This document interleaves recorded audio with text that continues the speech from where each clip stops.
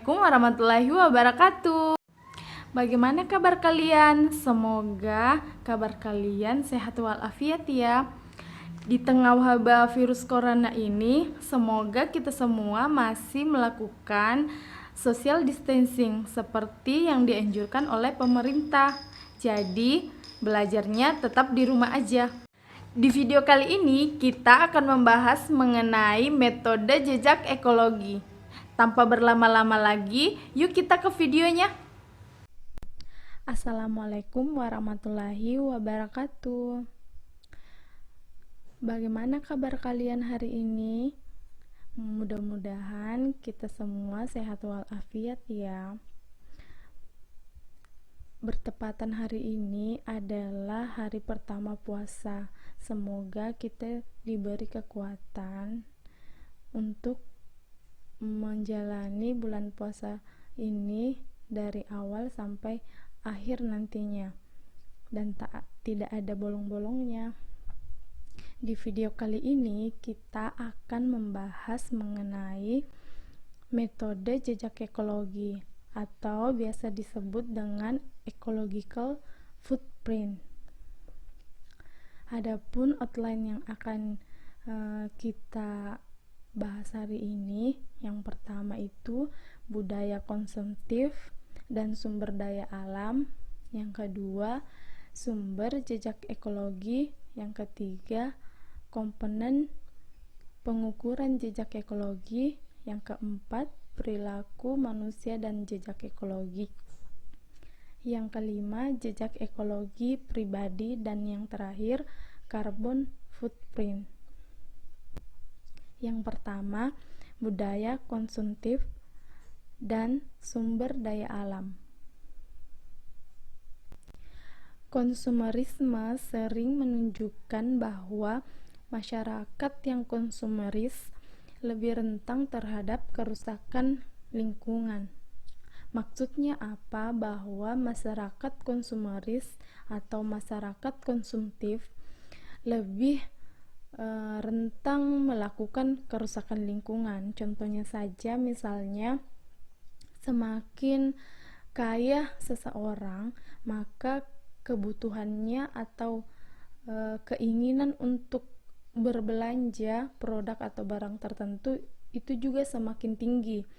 Maka semakin tinggi pembelian produk atau barang yang dilakukan, maka semakin tinggi pula proses produksi suatu barangnya, yang mana kita ketahui bahwa proses produk tersebut itu belum tentu baik dalam hubungannya dengan lingkungan. Bisa saja dalam proses produksi barang atau produk tersebut malah merusak kelestarian lingkungan atau merusak lingkungan tersebut. Mereka berkontribusi terhadap pemanasan global dan menggunakan sumber daya yang lebih tinggi pada tingkat yang lebih tinggi dibandingkan masyarakat lain. Misalnya kita bandingkan antara kebutuhan orang kaya dan orang miskin itu berbeda. Jadi ketika orang kaya ini membeli mobil, misalnya dia mempunyai mobil 5, maka orang kaya ini akan menyumbang pemanasan global yang akibat dari kendaraannya tersebut. Bisa dibayangkan bahwa ketika mobilnya yang 5 itu keluar secara bersamaan akan merusak lingkungan dari polusi-polusi yang dikeluarkan oleh kendaraan tersebut, dibandingkan misalnya orang yang biasa saja yang tidak memiliki mobil atau masyarakat lain yang tidak memiliki kendaraan, itu akan sedikit atau tidak memberikan kerusakan terhadap lingkungan. Kita bisa lihat contoh dari gambar ini bahwa terdapat 2 anak-anak yang memiliki banyak sekali permainan.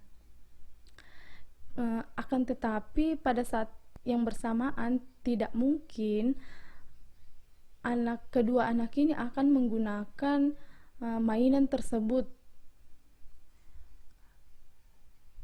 Maka dari itu, inilah yang dimaksud dengan perilaku konsumtif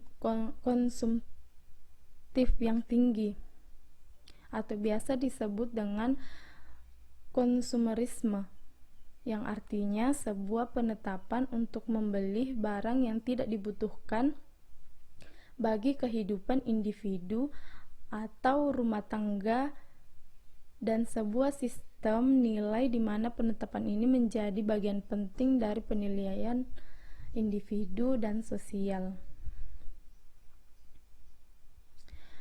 Konsumerisme.